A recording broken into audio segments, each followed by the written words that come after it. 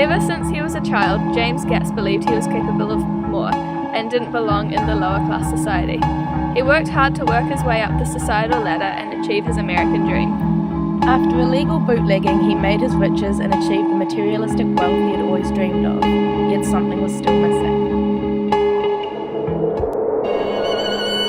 Gatsby believed in the green light, the orgastic future that year by year recedes before us. In The Great Gatsby, the color green symbolizes the idea of hope and future.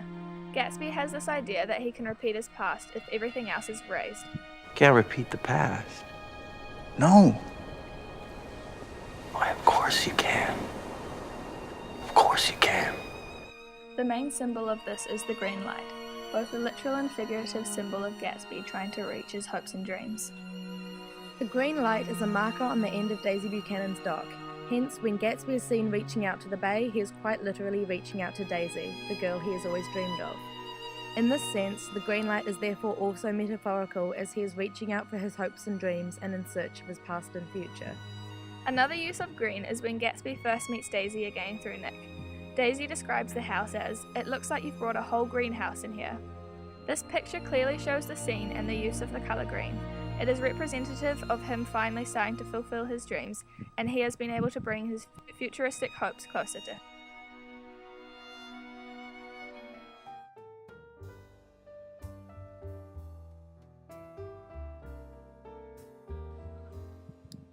The upper social class pride themselves on having old money. The age of wealth is important to people such as the Buchanans. Fitzgerald uses colour to differentiate between old money like Tom and new money like Gatsby. Gatsby tries to give off an air of old money because he thinks that is what will convince Daisy to stay with him. His parties are filled with dark gold turkeys and Jordan's slender golden arm and his gold-coloured tie. We also have those who are part of the old money society being physically described as golden, Daisy being considered the golden girl and Jordan with her golden. I've been in several things. I was in the drug business and I was in the oil business, but I'm not either one now, you understand? I happen to run a little business on the side, a sort of sideline. Happens to be a rather confidential sort of haul where you might make a nice bit of money. However, Gatsby's wealth has not come from a wealthy family history or from honest hard work. He took advantage of the prohibition and made his money from being a bootlegger, which the upper class, especially Tom Buchanan, disapproves of.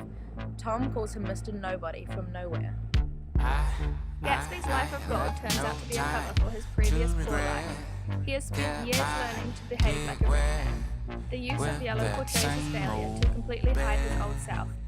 For example, his yellow Rolls Royce. He drives this car in an attempt to show off his wealth and fit in with the upper class, but his fake gold car is just a facade. Yellow cars, yellow gold like slick brick, still tip. Yellow represents fake gold, show rather than substance, the new money society. We can see this through the yellow cocktail music at Gatsby's parties, which he is using to show off his newfound wealth to Daisy. The two girls in twin yellow dresses also show this, as they are described as not being as charming as the golden Jordan. The difference between gold and yellow clearly shows Gatsby's struggle to become part of the upper class in order to win Daisy back.